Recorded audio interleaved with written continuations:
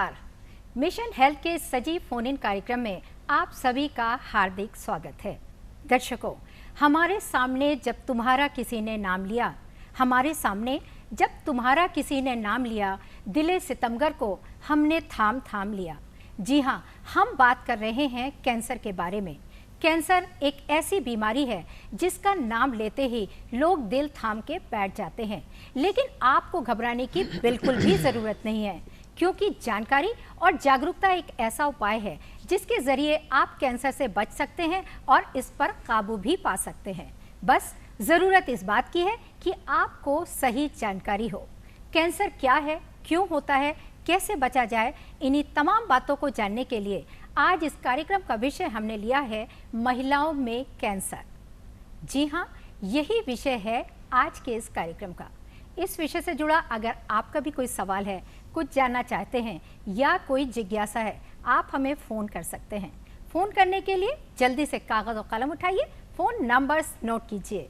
Phone numbers इस प्रकार से हैं 0522-220-5756, दूसरा नंबर 0522-2288-698, तीसरा नंबर 0522-4076-802 और टोल फ्री नंबर है 1800-180-5233।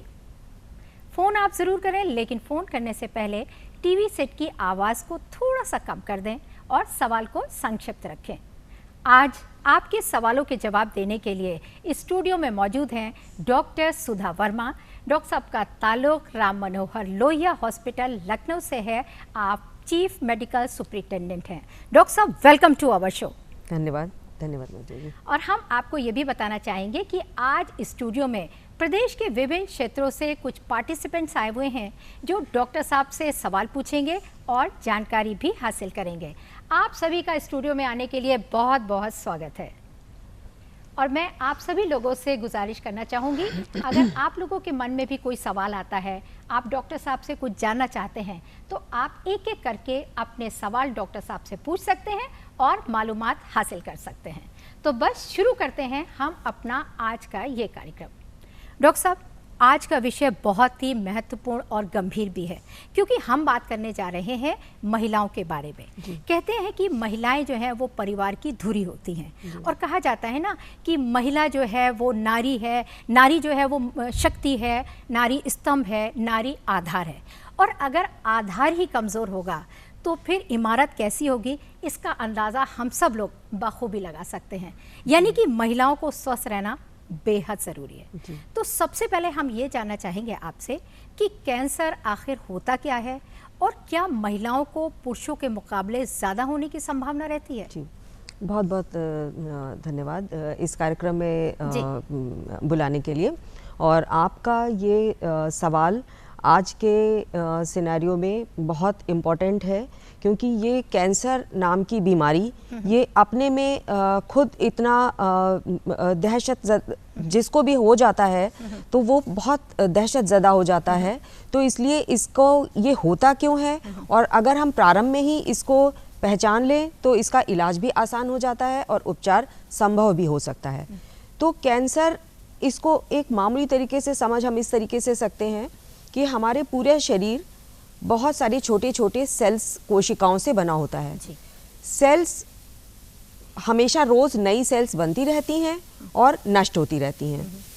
ये एक नॉर्मल प्रक्रिया है जिसमें सेल्स का बनना जारी रहता है और उसी के अनुपात में सेल्स नष्ट भी होती रहती हैं।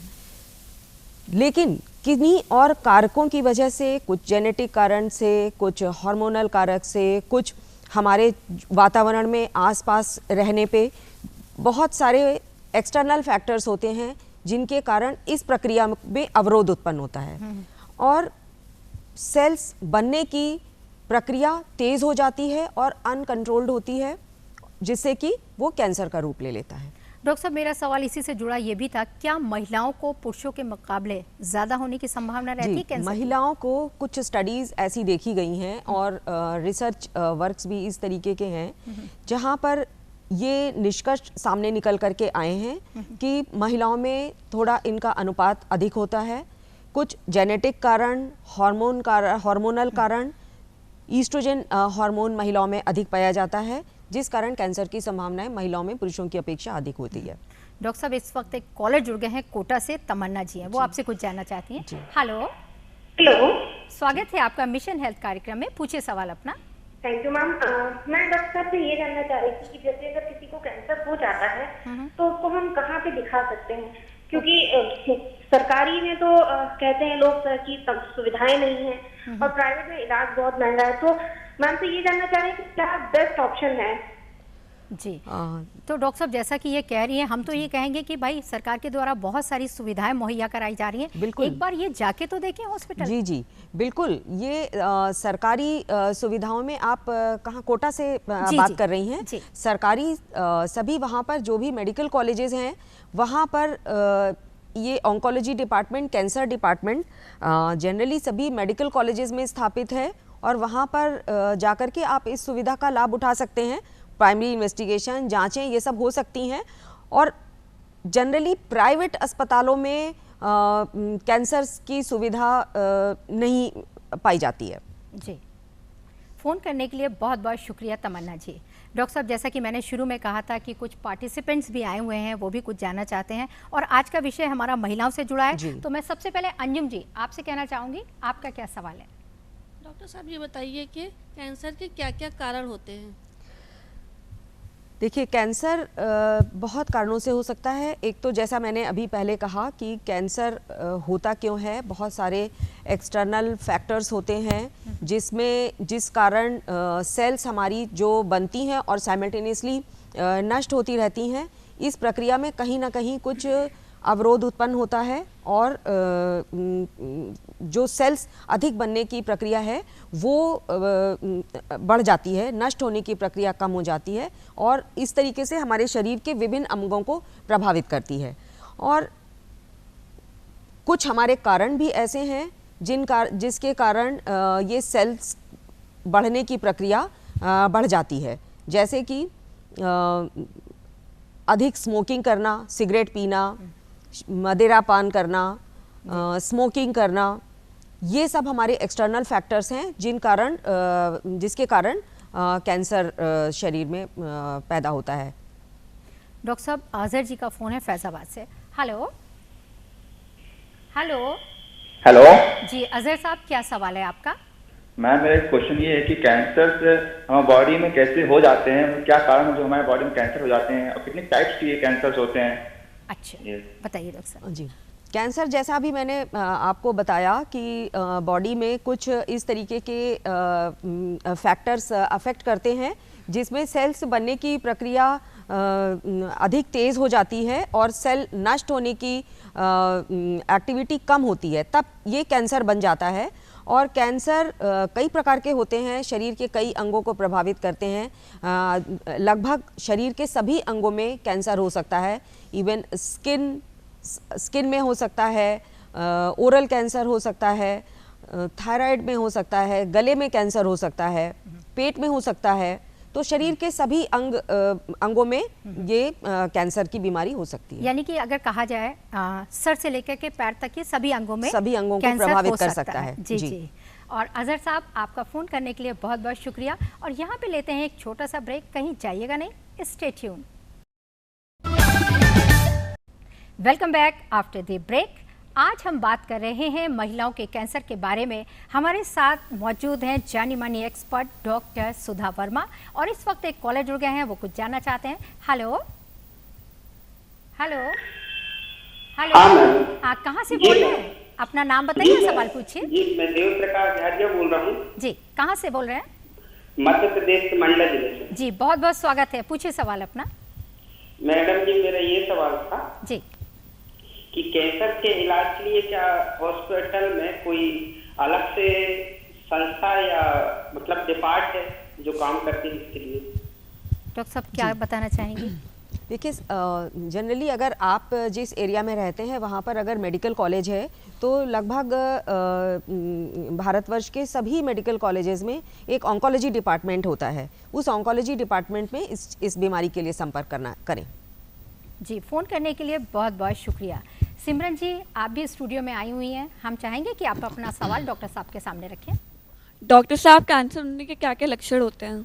ये डॉक्टर साहब बहुत ज़रूरी है, कहते हैं कि अर्ली डिटेक्शन हो तो उतना ज़्यादा बेहतर होता है। अर्ली डिटेक्शन कैंसर के लक्षण, जैसा मैंने अभी बताया आप लोगों को कि कैंसर शरीर के किसी भी हिस्से में पाया जा सकता है, तो अलग अलग हिस्सों में अलग अलग तरीके से कैंसर की पहचान हम कर सकते हैं। जैसे जनरली जहाँ पान, तंबाकू और इन चीज़ों का सेवन करते हैं, गुटखा, पान, तो वहाँ पर ओरल कैंसर होने की संभावना बहुत अधिक होती है। और लक्षणों में जैसे लेडीज़ में breast cancer, cervical cancer, uterus में कैंसर, इनके सबके सिम्टम्स भिन्न भिन्न हैं। और इनकी पहचान करने के लिए अगर कभी भी बहुत तेज़ी से वज़न कम होना, सडनली पेशेंट हेल्दी है और उसका वज़न अचानक से बहुत कम होने लग गया, तो वहाँ पर एक इस चीज़ को हमें दिमाग में रखना चाहिए कि कहीं शरीर के किसी अंग में कैंसर तो नहीं है। दूसरी, अगर कहीं भी कोई गांठ है या कोई ऐसा घाव है जो इलाज करने के बाद भी बार बार उभर रहा है और इलाज करने के बाद उस पर उसका कोई प्रभाव नहीं पड़ रहा है, तो वहाँ पर भी हमको कैंसर के बारे में सोचना चाहिए कि इस बार ऐसा हो सकता है। राजेंद्र कुमार साहब, आप क्या जानना चाहते हैं? डॉक्टर साहब, हमें यह बताएं कि क्या जो है मुंह में अल्सर होने से भी कैंसर हो सकता है? जी, जैसा कि अभी बताया, कैंसर शरीर के किसी भी भाग को प्रभावित कर सकता है। तो वैसे ही मुंह में अगर छाले हो रहे हैं या और ये छाले भी जनरली पेट की खराबी के कारण भी हो सकता है, अधिक पान तंबाकू खाने की वजह से भी हो सकता है। और आप लोगों ने देखा होगा कि जो बहुत ज़्यादा पान मसाला, गुटखा और ये तंबाकू वाले पदार्थों का सेवन करते हैं, उनमें मुंह खुलने में दिक्कत होती है। वहाँ पर मुंह खुलने में भी दिक्कत होती है, जीभ को चलाने में भी दिक्कत होती है, दर्द होता है, अल्सर होता है। अल्सर बार बार आप उसका ट्रीटमेंट लेते हैं डॉक्टरों से, लेकिन वो ठीक नहीं होता है। जी डॉक्टर साहब, हम आगे आपसे जानना चाहेंगे कि अगर देखा जाए तो महिलाओं में ब्रेस्ट कैंसर की समस्या दिन पे दिन बढ़ती जा रही है। इसके क्या शुरुआती लक्षण होते हैं और क्या सावधानी रखी जाए ताकि महिलाएं ब्रेस्ट कैंसर से बची रहें? जी, ब्रेस्ट कैंसर एक बहुत बड़ा कारण है लेडीज़ में डेथ्स का। तो ब्रेस्ट कैंसर और जनरली ये 25 से लेकर के 50 की उम्र की महिलाओं को अधिक होता है। धीरे धीरे ये एज कम होने लगी है। अच्छा। पहले हम इसको 45 से के बाद हम सोचते थे कि होगा, लेकिन अब इसकी एज जो है वो घट के बहुत कम हो गई है। 25 साल की उम्र में भी अगर कोई इस तरीके की गांठ ब्रेस्ट में महसूस हो रही है तो ज़रूर अपने डॉक्टर को दिखाएं। और इससे बचाव का तरीका सबसे अच्छा है कि लेडीज़ को अपने नहाते वक्त बाथरूम में एक सामने शीशा लगाएं और सबसे इम्पॉर्टेंट चीज़ है सेल्फ एग्जामिनेशन ब्रेस्ट का, वो करें। और दोनों ही ब्रेस्ट को हाथ के कभी भी ब्रेस्ट की गांठ को टटोल के नहीं महसूस करना है, फ्लैट ऑफ द पाम, जो ये पूरा पाम है, इस पाम से हमको ऐसे करके हमको पैल्पेट करना है, छूना है। और ब्रेस्ट एग्जामिनेशन दोनों ब्रेस्ट में हमको उसको एग्जामिन करना है चारों तरफ से। अगर यहाँ इस पाम पर हमको कोई सी भी गांठ इस तरीके की महसूस हो तो ज़रूर अपने डॉक्टर से संपर्क करें। ब्रेस्ट टिश्यू में कभी कभी, और ये गांठ कभी कभी जब शुरुआत में होती है तो ये पेनफुल नहीं होती है, इसमें पेन नहीं होता है। अच्छा। कभी कभी हल्की सी चुभन हो सकती है। अनइक्वल साइज ब्रेस्ट का हो सकता है कि एक साइज आपका ब्रेस्ट का बड़ा हो जाए, एक साइज कभी छोटा हो जाए, अनइक्वल साइज ब्रेस्ट का हो जाए। इससे भी हम इसको पहचान सकते हैं। निपल जो है, निपल का धंसना जिसको हम बोलते हैं, रिट्रैक्शन ऑफ द निपल जो है वो अंदर की तरफ को धंसा हुआ अगर महसूस हो, किसी भी तरीके का कोई निपल से मिल्क के अलावा कोई और डिस्चार्ज हो तो हमको इस बारे में अलर्ट हो जाना चाहिए और अपने डॉक्टर से संपर्क करना चाहिए। यानी कि अगर आपको इस तरह के लक्षण दिखाई दें तो आप तुरंत डॉक्टर से संपर्क करें। हम आपसे कहना चाहेंगे कि catch it early before it catches you. Apurva ji, आप भी आई हुई हैं, आप बताइए आपका क्या सवाल है? नमस्कार डॉक्टर साहब, मैं अपूर्वा शुक्ला। डॉक्टर साहब, मेरा सवाल ये है कि क्या ये सच है कि बीड़ी, तंबाकू, गुटखा, पान मसाला ये सब खाने से कैंसर होता है, और इन वस्तुओं का कितना मात्रा सेवन करने से कैंसर होता है? जी, ये जैसा कि मैंने अभी पहले भी कहा, ये हमारे एक्सटर्नल कारक हैं कैंसर को शरीर में कैंसर पैदा करने के लिए। कुछ तो हैं जो हमारे अपने शरीर में कुछ इम्यूनिटी कम होने की वजह से, हार्मोन कम होने की वजह से या अधिक होने की वजह से हमको ये बीमारी हो जाती है। लेकिन ये तंबाकू, पान, बीड़ी, सिगरेट, मदिरा, ये सब हमारे एक्सटर्नल फैक्टर्स हैं जिनकी वजह से कैंसर होने की संभावना बहुत अधिक रहती है।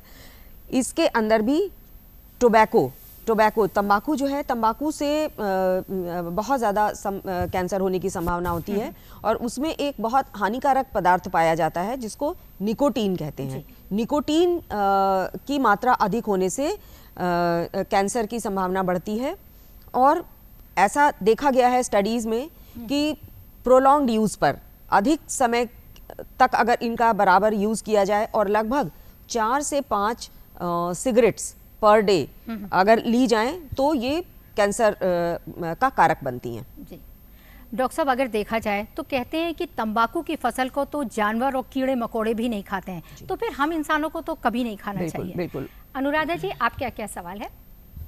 डॉक्टर, गर्भाशय कैंसर से के लक्षण क्या हैं और इससे कैसे बचा जा सकता है? बहुत अच्छा सवाल है डॉक्टर। गर्भाशय का कैंसर ये महिलाओं में होने वाला एक कॉमन कैंसर है।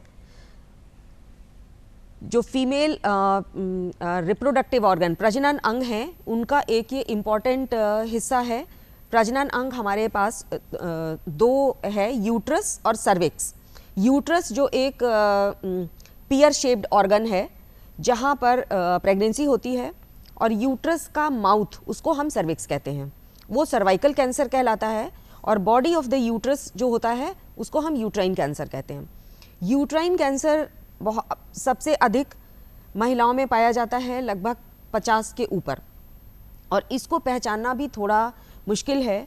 रूटीन चेकअप ही इसके लिए एक बचाव भी कहेंगे और एक सुझाव भी कहा जाएगा कि रूटीन चेकअप इसको अवश्य कराते रहना चाहिए। इसमें केवल अंदरूनी परत जो गर्भाशय की होती है वो मोटी हो जाती है, और अगर बहुत एडवांस्ड स्टेज में है तो वहाँ पर महिलाओं में जहाँ माहवारी बंद हो जाती है, उसके बाद एक बार माहवारी बंद होने के बाद ऑफ एंड ऑन उनको ब्लीडिंग होती रहती है, डर्टी वेजाइनल डिस्चार्ज होता रहता है, लोअर एब्डोमेन में पेन हो सकता है। इस तरीके से अगर माहवारी बंद होने के बाद पोस्ट मीनोपॉजल एज ग्रुप में अगर लेडीज़ आ रही हैं और वहाँ पर अगर हमको ये सिम्टम्स मिल रहे हैं तो हमें ज़रूर डॉक्टर के पास जा कर के अपनी इसकी जांच करानी चाहिए। दर्शकों, आप लेते हैं यहाँ पे एक छोटा सा ब्रेक। आप कहीं जाइएगा नहीं, देखते रहिए हमारा कार्यक्रम मिशन हेल्थ। मिशन हेल्थ कार्यक्रम में आपका एक बार फिर से स्वागत है। आज हम बात कर रहे हैं महिलाओं के कैंसर के बारे में। स्टूडियो में मौजूद हैं डॉक्टर सुधा वर्मा। डॉक्टर साहब, आगे हम आपसे जानना चाहेंगे कि सर्वाइकल कैंसर के लक्षण क्या होते हैं और किस तरह से बचा जा सकता है। सर्वाइकल कैंसर महिलाओं में होने वाला सेकंड मोस्ट कॉमन कैंसर है। अच्छा। और सबसे पहला ब्रेस्ट, नंबर 1 पे ब्रेस्ट कैंसर और फिर सर्विक्स में कैंसर, ये महिलाओं में बहुत कॉमन है और उनकी मृत्यु का कारण भी है जी। ये लगभग 35 से 55 साल की उम्र में अधिक महिलाओं में पाया जाता है, और इसको पहचानने के लिए लक्षण इसके हैं। इसमें भी महिलाओं को जो माहवारी आती है, माहवारी के अतिरिक्त जो 1 महीने पर पीरियड होता है, उसमें अगर बीच बीच में ब्लीडिंग होती रहे या स्पॉटिंग होती रहे या ड्यूरिंग कांटेक्ट उनको ब्लीडिंग की हिस्ट्री हो, डर्टी वेजाइनल डिस्चार्ज हो, फाउल स्मेलिंग डिस्चार्ज हो, बदबूदार पानी आ रहा हो, रिसाव हो, लोअर एब्डोमेन में पेन हो, तो ये उसके शुरुआती लक्षण हैं। और जब भी ये ऐसा हो रहा है तो अपने डॉक्टर को अवश्य इसको कांटेक्ट करना चाहिए। कांटेक्ट करना चाहिए। केएल जायसवाल साहब, आपका क्या सवाल है? नमस्कार डॉक्टर साहब, क्या लगातार पेट की खराबी से भी कैंसर हो सकता है? जी, लगातार पेट की खराबी, उसके भी बहुत एक्सटर्नल फैक्टर्स हमारे कारक हम लोग के काम करते हैं। बीमारियां कुछ ऐसी जो जिनमें अधिक मदिरापान, स्मोकिंग, उन सब से भी पेट की बीमारी हो सकती है, जो कि स्वयं एक कैंसर का बहुत बड़ा कारक है। धीरज साहू साहब, आप भी सवाल पूछे जल्दी से, समय कम है हमारे पास। डॉक्टर साहब ये जानना चाहते हैं हम, सर्वाइकल कैंसर जो है उसका टीका भी आता है क्या? हाँ डॉक्टर साहब, ये बहुत इंपॉर्टेंट सवाल है। जी, सर्वाइकल कैंसर एक तो हमेशा 35 साल से 50 साल की महिलाओं में एक स्क्रीनिंग ज़रूर होनी चाहिए, जहाँ पे सर्वाइकल कैंसर से रोकने के लिए। तो एक उसमें जांच होती है HPV, ह्यूमन पैपिलोमा वायरस, जिससे बचाव के लिए, जो कि ये देखा गया है कि HPV इन्फेक्शन जिनमें होता है उनमें कैंसर की संभावना अधिक होती है। तो HPV इन्फेक्शन को रोकने के लिए टीका लगाया जाता है। धन्यवाद। आदिल साहब, आप भी बहुत दूर से तशरीफ लाए हैं, आप भी अपना सवाल पूछिए। मैम, मेरा क्वेश्चन ये है कि हड्डी का कैंसर क्या होता है और इसके क्या लक्षण होते हैं?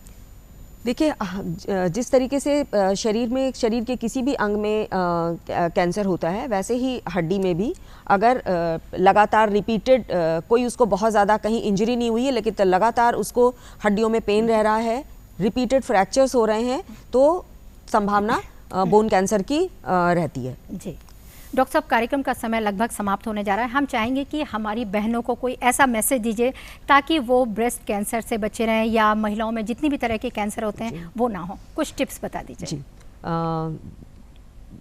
अभी जैसा कि हमने इस पूरे अपने टॉक में बोला है कि जितने भी हम लोगों के एक्सटर्नल फैक्टर्स हैं, एक्सटर्नल कारक हैं, हमको अपना हेल्दी डाइट रखना चाहिए। टोबैको, पान मसाला, गुटखा, इन सब का प्रयोग नहीं करना चाहिए। हेल्दी डाइट लेनी चाहिए। ओबेसिटी नहीं होनी चाहिए। मोटापा भी एक कारण होता है। बहुत ज़्यादा सन एक्सपोजर, बहुत ज़्यादा सन धूप में भी निकलने से कार्सिनोजेंस रिलीज़ होते हैं, जिस कारण कैंसर की संभावना बढ़ सकती है। रेगुलर एक्सरसाइज, सेफ अपना वैक्सीनेशन कराना चाहिए, हेपेटाइटिस बी और ये HPV के से हमको इम्यूनाइजेशन कराना चाहिए।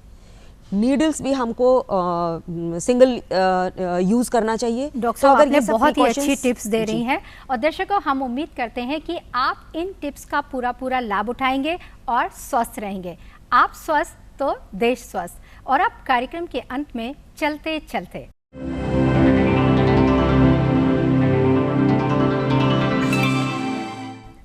जी हाँ, अब समय हो गया है प्रश्न को नोट करने का। जल्दी से कागज़ और कलम उठाइए और नोट कीजिए आज का सवाल। आज का सवाल है, कैंसर होने का कारण क्या है? जी हाँ, इस सवाल का जवाब आप हमें जल्द से जल्द डाक या ईमेल के ज़रिए भेज सकते हैं। इसके लिए नोट कीजिए आप हमारा पता है प्रस्तुतकर्ता मिशन हेल्थ, कमरा नंबर 205, दूरदर्शन केंद्र 24 अशोक मार्ग, लखनऊ 226001, और हमारा ईमेल ID है missionhealth.dduplko@gmail.com। आप हमें ख़त ज़रूर लिखें, हमें आपके ख़त का बेसब्री से इंतज़ार रहेगा। और इसी कामना के साथ कि आप स्वस्थ रहें, सुखी रहें, हंसते रहें, मुस्कुराते रहें और मिशन हेल्थ कार्यक्रम देखते रहें। डॉक्टर साहब, इसी के साथ मैं आपसे भी विदा लेती हूँ। आप स्टूडियो में आई और हमारे व्यूअर्स को इतनी इंपॉर्टेंट जानकारी दी। Thank you so much.